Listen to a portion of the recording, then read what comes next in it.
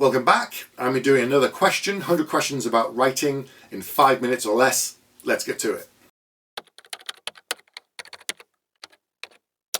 Question 3. What is the most difficult part about writing for you? I talked about time in the previous question, so I won't go on about that again, but finding time to write can be a little bit difficult. But in terms of the actual writing process, the most difficult thing for me, I think, is the editing. Writing that first draft is fantastic. It's discovery, it's learning about the characters, it's putting the pieces into place. And I'm always working on the book in the back of my brain, even when I'm not sat in front of the keyboard. So sometimes things slot into place in my mind.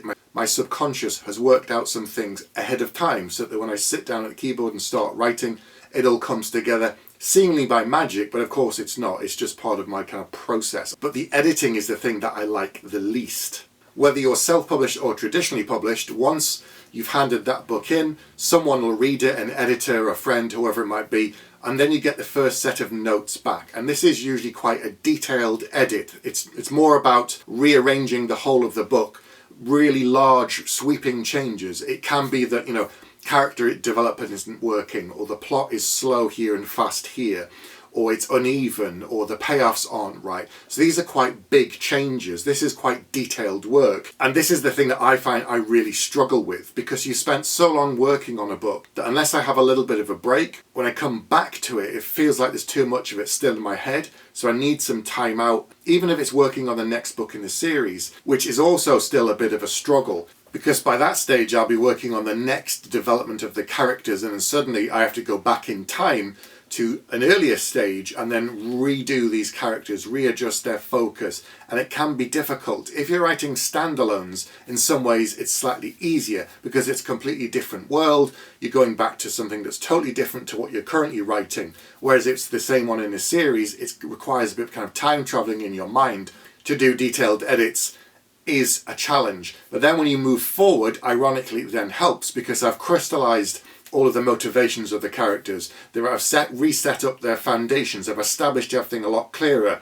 So that when I come back to working on book 2, it's all there in my mind. I understand how it works. I understand the pieces a little bit better, and then I carry on working on book 2. And I've had this time and time again because I've done a few trilogies now where you're constantly working on all 3 books at different stages. Right now, here we are in early 2024. The first book in The Nightingale and the Falcon, The Judas Blossom, is out.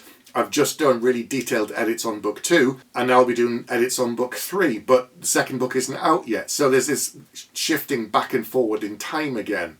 It can be a challenge if you have more than one editor. In my first 2 trilogies, they were with Orbit Books, which is both UK and America, and I had 2 editors, but thankfully all of their notes were compressed into kind of one stream of consciousness that they'd agreed on. But imagine if you had very diverse and different notes from 2 people at the same time. Then what do? It requires more conversations, it requires more detailed discussion. And yes, obviously the decisions are ultimately yours, and you can decide to accept or reject any of the editorial notes that someone makes. But if your editor is there, they're a trusted source, there's someone to be relied on, there's someone that knows the book, knows the conversation about it, they've discussed it with you, they purchased the series or that book, so they know originally how you pitched it, how you talked about it. So there again, it's about having a trusted source to make the process a little bit easier, because this is only the first editorial stage. After that, depending upon how well that draft comes out, it might need another detailed edit or not. It really depends upon the individual and their process and the book.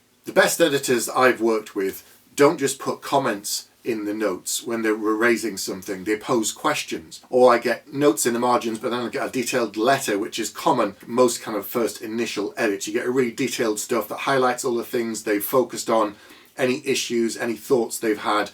But I like it when they ask me questions, saying, why have you done this? Because that begins you to analyse your character's motivations and make you think about the things. And if it's clear on the page, and all of this helps you crystallise and clarify the story to create a better version of the one that you're trying to tell. Those are the kind of editorial notes that I like, but it's still quite a lengthy process because, as I've said, this is only the first of many edits. And everyone thinks, you can put a book out really quickly, and you can, but if you rush any of these stages, then it can suffer, and you'll get the feedback, I'm sure, from readers and reviewers saying they didn't like it, it felt rushed, or this didn't work, or that didn't work, or it didn't pay off well. So while it is a painful and agonising multi-layered process for me, I understand how necessary and important it is. So every time I just suffer through it.